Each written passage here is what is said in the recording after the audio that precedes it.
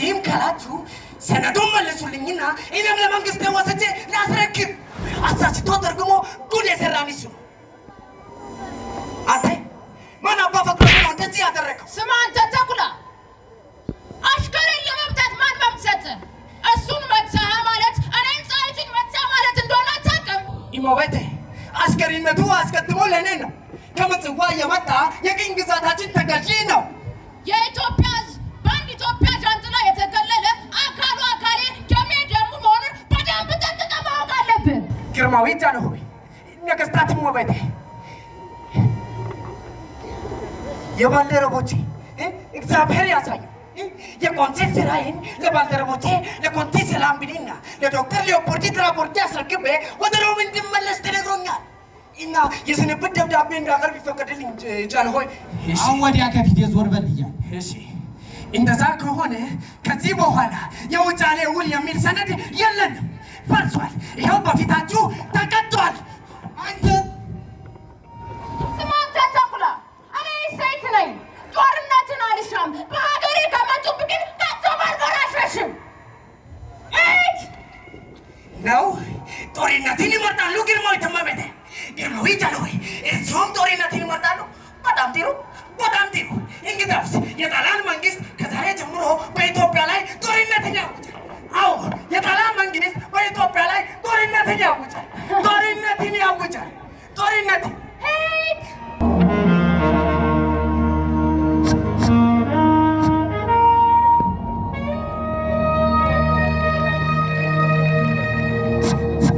ከደጅ የመጣች ባዝራ ቤት የወልዳ ድንጉላ ጥላዋ ከኔ ጥላልፎ እጅግ ረዝሟ ጠላ በእጅህ አቅፈሃልና የወርቅ አርኮት ወራሽ አንተ ነህ ኃይለ መለኮት። ከደጃፍ የመጣችውም ባዝራ ከደጃፍ የመጣችውም ገረድ ወልዳልሃለችና ወንድ ህልሜም ግልጥ ትርጉሙም ትክክል እና ስሙንም ምኒልክ በል።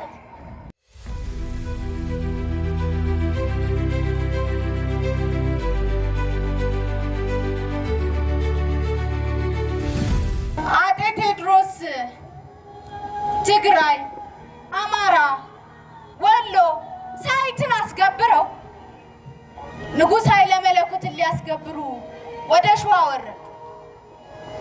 የሁለቱም ጦሮች ለፍልሚያ በተዘጋጁበት ሰዓት ንጉሥ ኃይለ መለኮት ባደረባቸው ሕመም ድንገት አረፉ። የሸዋው ጦር ታዳጊ የሆነውን የንጉሳቸውን ልጅ ይዘው ለመሰደድ ቢሞክሩ አልሆነላቸው። ብላቴናው ምኒልክ በቴዎድሮስ እጅ ወደቀ። ምንም እንኳን የቁም እስረኛ ቢሆንም የአጤ ቴዎድሮስ ልጅ ከሆነው ከመሸሻ ጋር አደገ። ምኒልክ አባ ብልሃቱ ከመግደላ ማምለጡስ ማን የዋዛ አደረገው? እንዳሰበችው ባይሆንም ወርቂቱ ለብልሃቷ ነበር ምኒልክን ማስመለጧ። ምኒልክ ተማሪ የቴዎድሮስን ህልም በልቡ የመዘገበ ምን ነው የሚለው? እኛ ምን አውቀን እቴጌ የሚያደርገውን አሳጦታል። ከእኛ ጋር ተቀምጦ ውሉን ተዋውሎ እንደ አዲስ እንዳልገባ ሆኖ እንዳልገባኝ እንደሆነ እንዳግባባን የነገረኝ። እንዳልገባኝ እንድግባብ ነው ያግባባኝ ነው። አዎ እንዳልገባ ሆኖ እኔንም እንዳልገባኝ እንደሆነ ነው ሲነግረኝ የነበረው። ወንድ ከሆነ ይምጣና ይሞክርና ታዲያ ጣይቱ፣ ፀሐይቱ፣ ደማቂቱ፣ በቅኔ ተካሽቱ፣ የሩቅ አስተዋይቱ፣ ጠበብቲቱ ጣይቱ ጎንደር ቤተ መንግስት እሱ ምርኮኛ እሷ ድረገብ የቁም እስረኛ፣ ሁለቱም ታዳጊ ነበር። ምኒልክ 16 ጣይቱ 18። ምኒልክ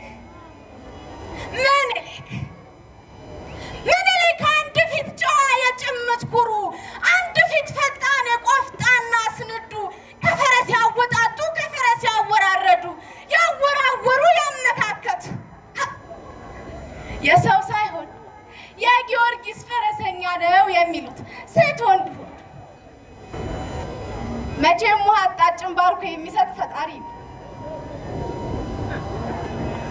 ለሚኒሊክም የታዳጊ ዕድሜ ጓደኛው የበጌ ምድሯን እመቤት ጣይቱ ብጡልን ሰጠው። ጃን ሆይ ነገሩን በብላት ቢያስቡት መልካም ነው።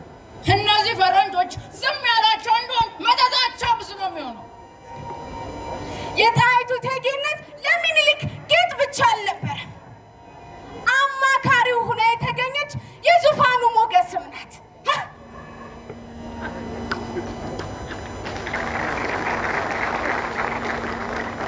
በስልጣን ውጣ ውረድ ውስጥ የማትብረከረክ ቆርጣ የምትነሳ የሴት ግስላ።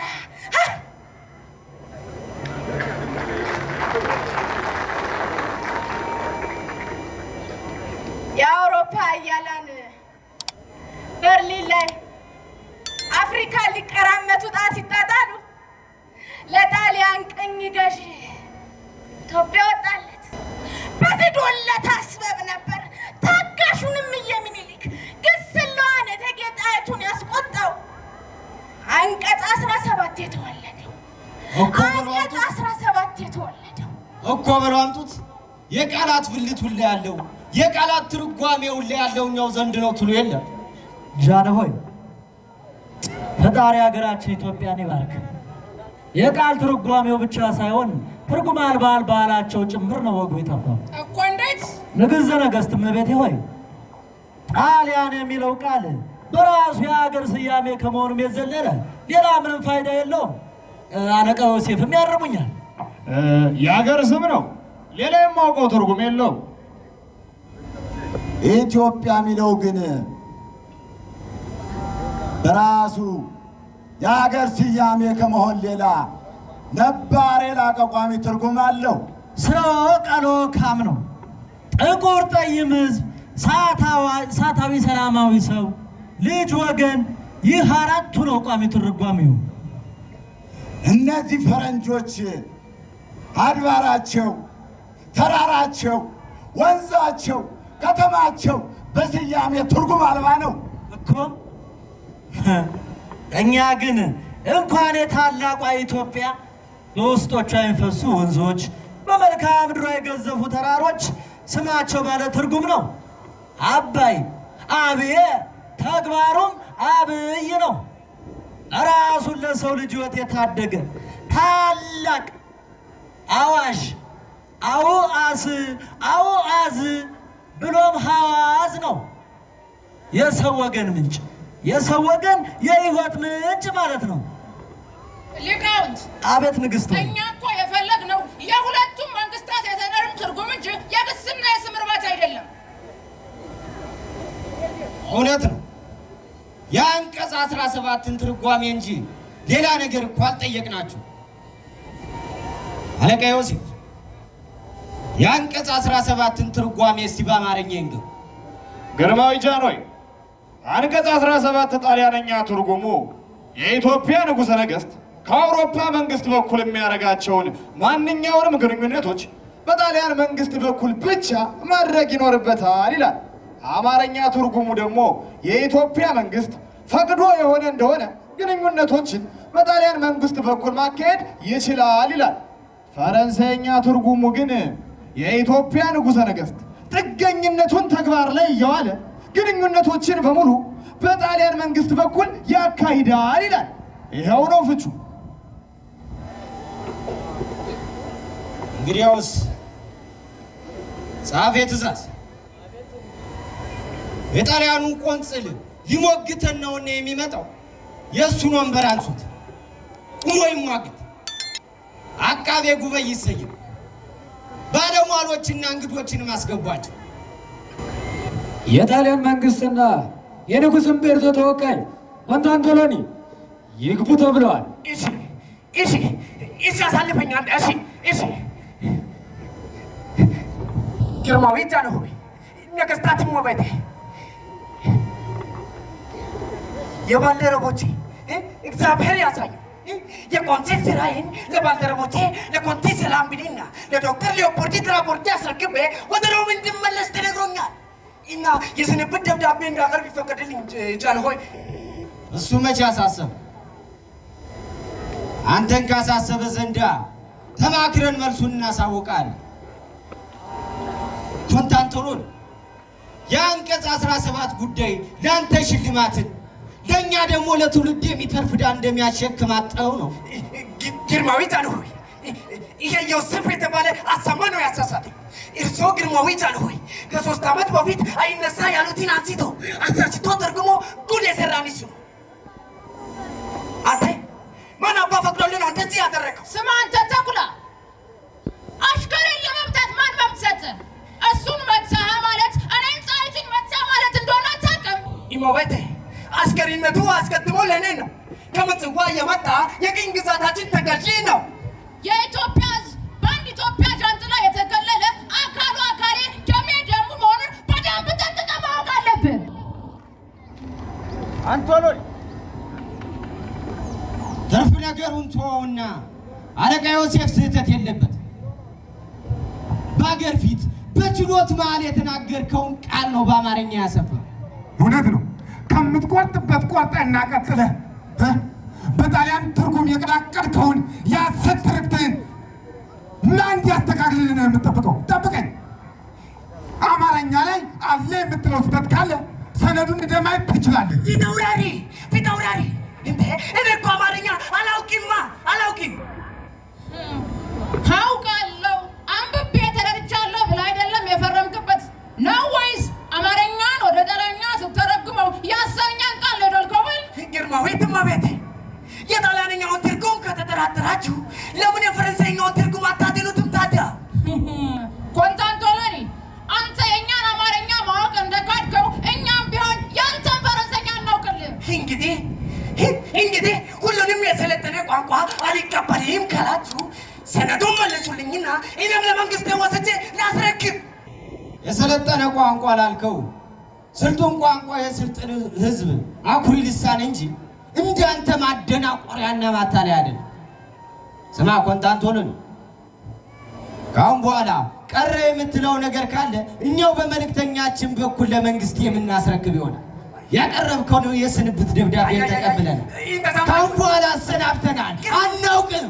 ግርማዊ ጃንሆይ እንደዛማ ይሁን። ኮንታንቶሎኒ ግርማዊ ጃንሆይ የእርሶ ታላቅ ወዳጅ የሆነው የጣሊያን መንግስት በጓደኞቹ በአውሮፓ ሀያላን መንግስታት ፊት ክብሩ ሊዋረድቦት ነው እኮ። ምን አገባን? ደግሞም ስለ ራስህ ሀገር ክብር ተጨነቅ። ስለ ኢትዮጵያ ክብር የማይጨነቅ ኢትዮጵያ የሌለ ይመስልሃል? እንደዛ ማለት አይደለም ግርማዊ ጃንሆይ፣ አልተረዱም። ኮንታንቶሎኒ ኢትዮጵያ የጣሊያን መንግስት ጥገኛ ለመሆኗን የጣሊያን መንግስት ያሳውቃል ብለህ ብትጽፍ አይሻልም? ፊት አውራሪ የኢትዮጵያ መንግስት ከጣሊያን መንግስት ጋር የጦር ሰበብ ከመፈለግ በትርጉም ሲንኩል ከማመካኘት በቀጥታ ወደ ጦርነት እንግባ ማለት ይገላል። እሱንስ ቢሆን ማን ይፈራል? መስሎ ነው እንጂ የኢትዮጵያን ህዝብ አታውቀው ነው። ለሀገር መሞት ማለት ለሀበሻ ጌጡ ነው። እግሩን ለጠጠር ደረቱን ለጦር ሰጥቶ ሀገሩን የማይጠብቅ አንድም ኢትዮጵያ ያለ እንዳይመስልህ።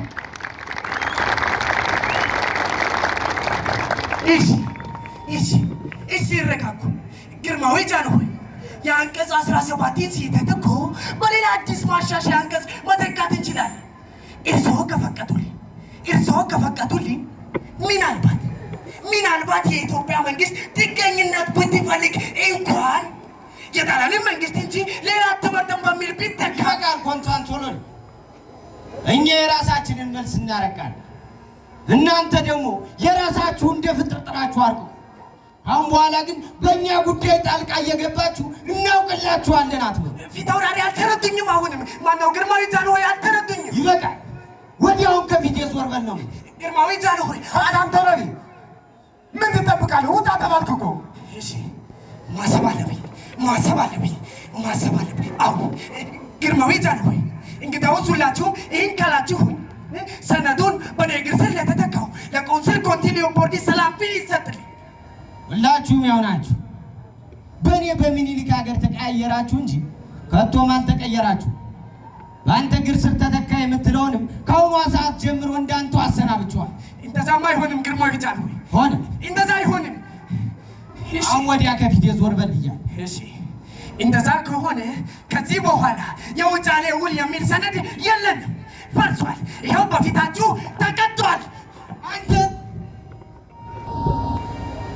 እንዴት ብትደፍረኝ ነው ሁሉ ከፊቴ መቅደድ በል እባክዎት ጃንሆይ ይረጋጉ። እያያችሁት አይደል ያደረገው?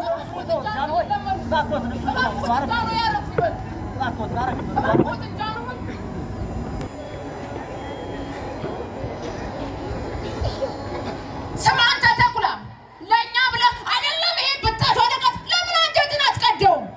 የእኛ ሰነድ ግልባጭ በእጃችን እስከቆየ ጊዜና ታሪክ አይቶ ይፈርድበታል።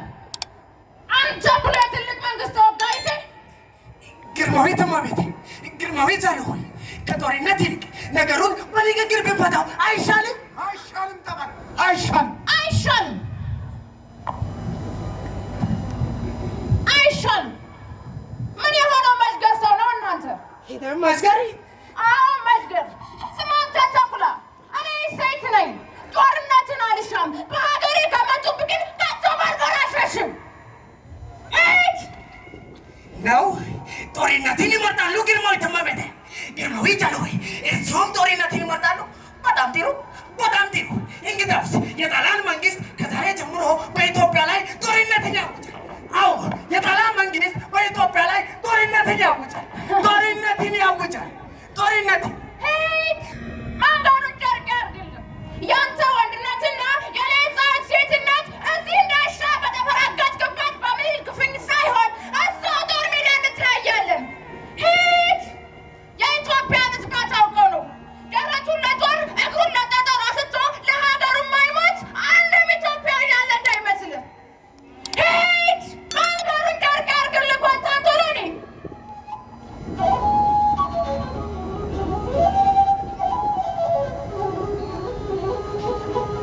መብራን ዝም አትበይ። ምሪኝ፣ መንገዱን አሳይ። ለኢትዮጵያ የማልኩላትን የመሐላ ቃሌን እንድጠብቅ እንደ ዳኝነት የዳኝ ሕዝቤ እምዬ ባለን ቃሉ እምዬነቴን አታሳጭ። የሰው መውደድ ሀቄን አጽ አረመኔው የእብሪት ማርዳ በዓለም ፊት አታሳፍሪ። በዳኝነት እጅሽ ክንዴን ባርኪ።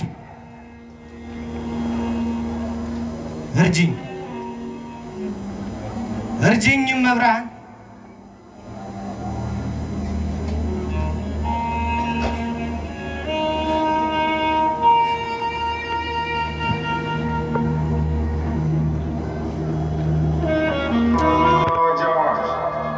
ካልሰማ ስማ፣ የሰማ ላልሰማ ሰማ።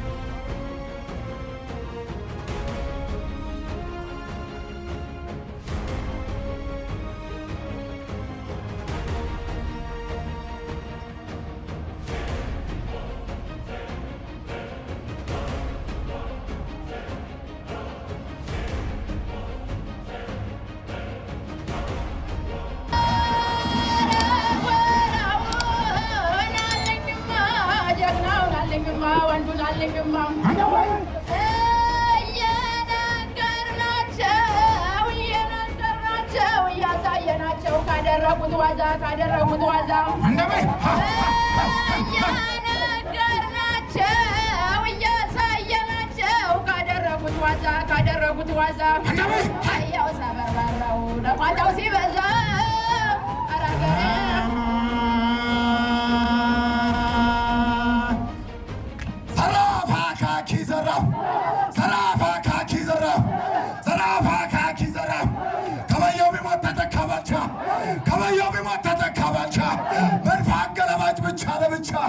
ወዳጅም ሳቀ ጠላትም ከሳ አንድ በነበረው ዳኛው ተነሳ ሳንደርስባቸው እየደረሱ ተመለሱ።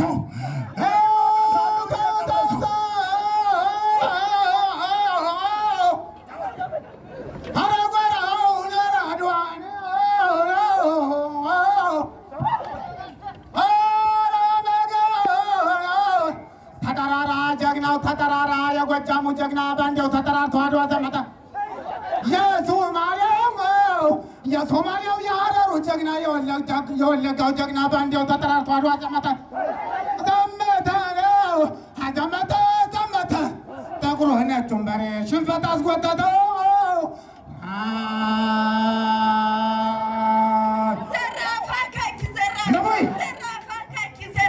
እስኪ ትንሽ ነው ስለ አድዋ ጦርነት አብዛኛው ወገኔ ስለተሰዋበት እናቴ ምኒልክ ስለተዋጉበት ያኔማ እንዲህ ነበር ጣሊያኖች ሲመጡ ሀገሬ ልጆች በወኔ በስሜት ሁሉ ኢትዮጵያ ሀገራችን ነፃ የሚያወጡ እምዬ ምኒልክ የጣይቱ ባል የታወቀበት በማርያም መማል የኢትዮጵያ መሸነፍ መች ይታወቃል በላት።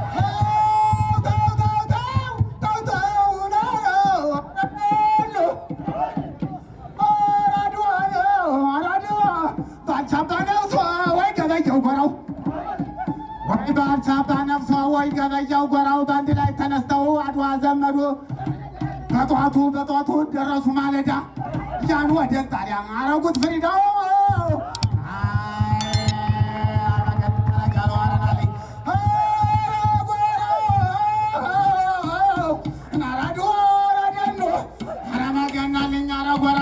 አድዋ ተራራ በጥይት ታረሰ። የአድዋ ተራራ በጥይት ታረሰ። አድዋ ሜዳ ብዙ ደም ፈሰሰ። ጥቁር ነጭ ሲለብስ ነጭ ማቅ ለበሰ።